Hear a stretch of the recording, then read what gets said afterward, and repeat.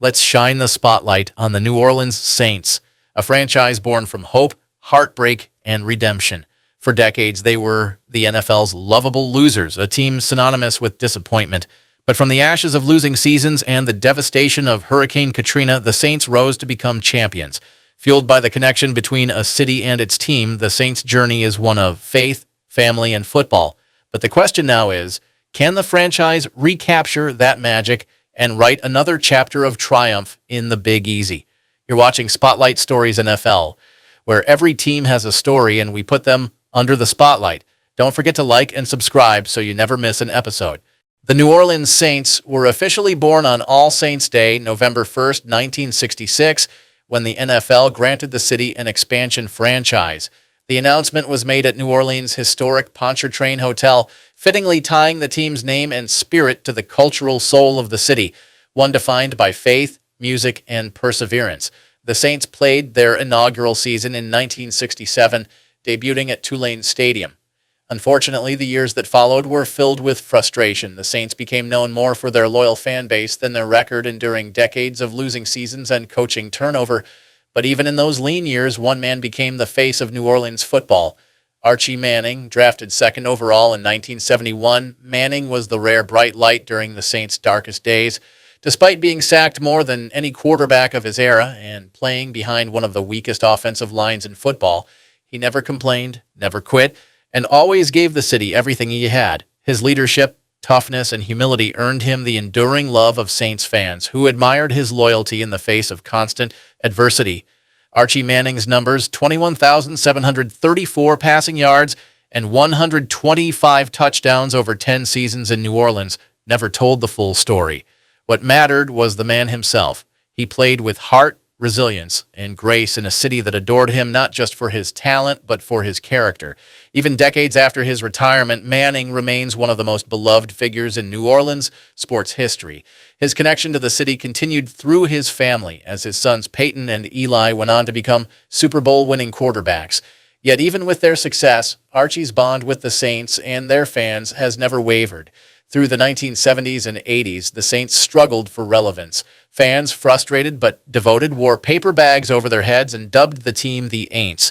That changed in 1987 when head coach Jim Mora and the Dome Patrol defense, led by Ricky Jackson, Sam Mills, Vaughn Johnson, and Pat Swilling, delivered the franchise's first winning season and playoff berth. It took 20 years, but the Saints had finally earned respect. The team found stability in the 2000s with stars like Deuce McAllister, Joe Horn, and Aaron Brooks, who delivered the Saints' first ever playoff win in 2000. Then came the franchise's true turning point, 2006, when Sean Payton was hired as head coach and Drew Brees signed with the team after a career-threatening shoulder injury. Together, they transformed the Saints into perennial contenders and gave New Orleans its first Super Bowl championship in 2009. From Archie Manning's perseverance in the Aints era to Drew Brees' heroics in the Peyton years, the Saints' story has always been about one thing: loyalty. Through decades of pain and fleeting hope, the city and its team have remained inseparable. Fun fact number 1. Did you know John Gilliam scored on the Saints' first play in franchise history? In their very first regular season game in 1967, wide receiver John Gilliam returned the opening kickoff 94 yards for a touchdown. It remains one of the most memorable debuts in NFL history, though the Saints went on to lose the game. The Saints' uniforms are among the NFL's most classic, the sleek combination of black, old gold, and white, representing the elegance and resilience of New Orleans. Their fleur-de-lis logo, a French symbol long associated with Louisiana's heritage, is instantly recognizable across sports. The Saints' uniforms have evolved subtly over the decades. In 2002, they introduced all-black alternates that became iconic during primetime games, while white-on-gold road combos and bold throwbacks celebrate their roots. Since their founding, the Saints have called the Louisiana Superdome, now the Caesars Superdome, home. Opened in 1975, the Dome is one of the most famous stadiums in the world.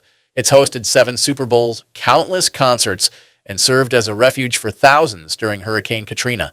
After the storm, the rebuilt and re-energized Superdome became more than just a football venue. It became a symbol of survival and pride for an entire city. Fun fact number 2, did you know the Saints logo, the fleur-de-lis, is a royal symbol of France. The fleur-de-lis, which means flower of the lily, represents French royalty and is deeply tied to Louisiana's colonial history. The Saints adopted it as their logo to symbolize the elegance, resilience, and cultural pride of New Orleans. The Saints' highest moments are among the most emotional in NFL history. The 1987 playoff run under Jim Mora was the franchise's first taste of success after 20 losing seasons. The Dome Patrol defense of the late 80s and early 90s, featuring 4 Pro Bowl linebackers, remains one of the best defensive units ever assembled. But the franchise's defining high point came in 2009, with Drew Brees at quarterback, Sean Payton calling plays, and a city united behind them. The Saints marched through the NFC with precision and swagger. Their 31-17 Super Bowl 44 victory over the Colts included one of the gutsiest calls in NFL history, Payton's surprise onside kick to start the second half. Brees completed 32 passes, tying a Super Bowl record, and was named MVP. For the city of New Orleans, that win was about more than football. It was healing, joy, and triumph rolled into one. Other unforgettable moments include the Gleason game in 2006, the Minneapolis Miracle revenge game in 2018, and Brees breaking multiple NFL passing records, cementing his place among the greatest quarterbacks of all time. Fun fact number 3, did you know the Saints' first ever playoff win took 33 years? Despite joining the league in 1967, the Saints didn't win their first playoff game until December 30th, 2000, defeating the defending champion St. Louis Rams 31-28 in the wild card round. That win ended decades of frustration for the fan base.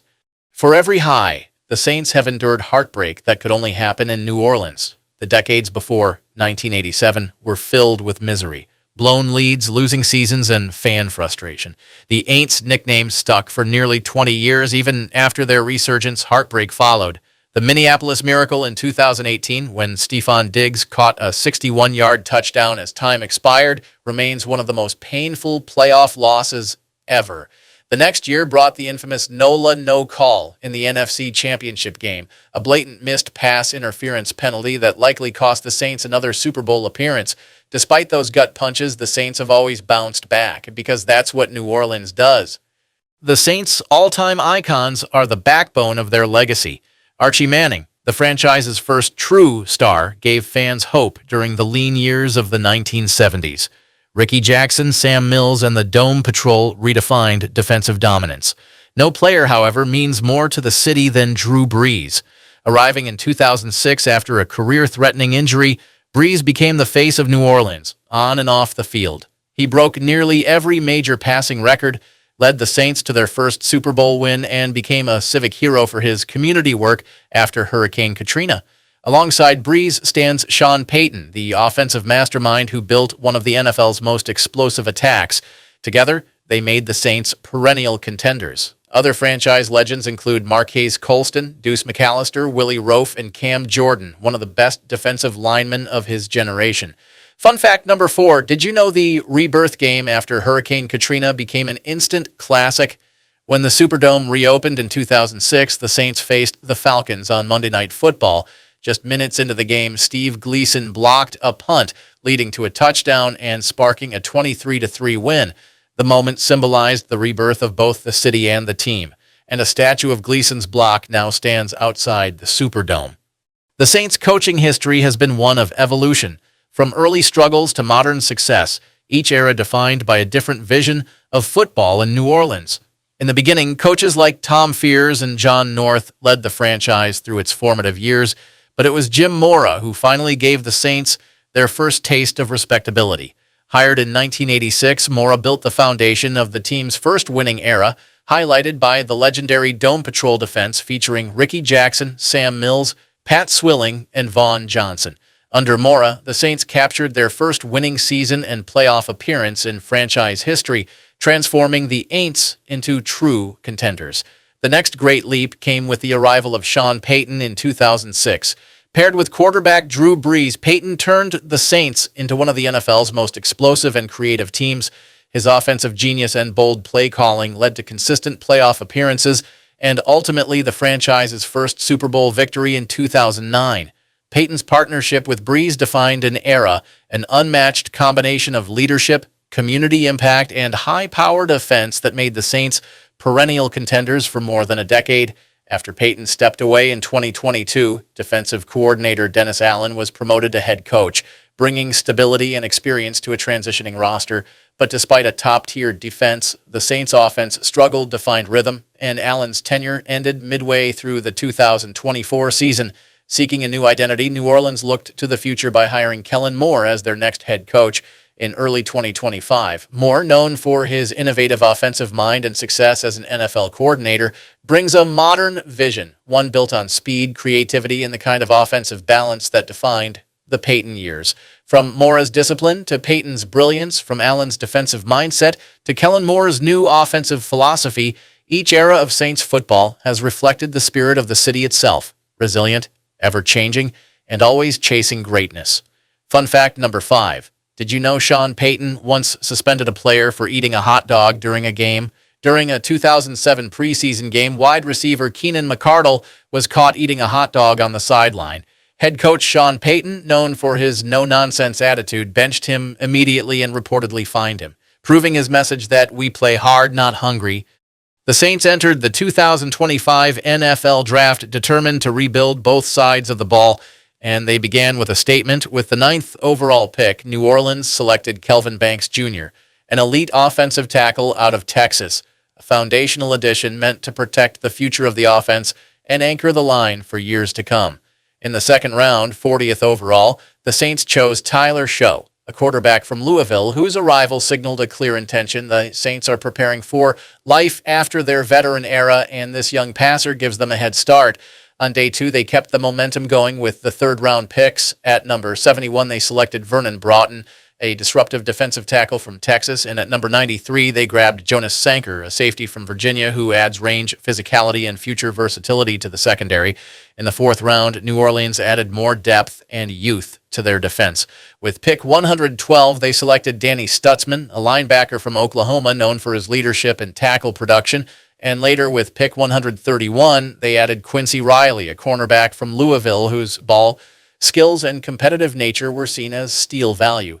On day 3, the Saints continued to build with upside. In the 6th round, 184th overall, they drafted Devin Neal, a running back from Kansas who provides power and playmaking ability. And in the 7th round, they added Moliki Matavao, a tight end from UCLA, and Fadil Diggs, a defensive end from Syracuse, each with developmental upside and special teams value. Analysts applauded the Saints' 2025 class for its balance and forward-thinking structure, a premium tackle to protect the future, a young quarterback to develop, and multiple defensive pieces to revitalize a unit that needed infusion of talent. The mid- and late-round picks added depth and upside, giving the Saints both present flexibility and future flexibility, essentially saying this is a roster meant to compete now, develop for later, and rebuild the blueprint simultaneously. From decades of futility to the euphoria of Super Bowl 44, from the Dome Patrol to Drew Brees, the New Orleans Saints have embodied their city's resilience, heart, soul, and swagger. The question now is, can this next generation recapture that magic and bring another parade down Bourbon Street? Don't forget to like and subscribe to Spotlight Stories NFL, where every team has a story and we put them under the spotlight.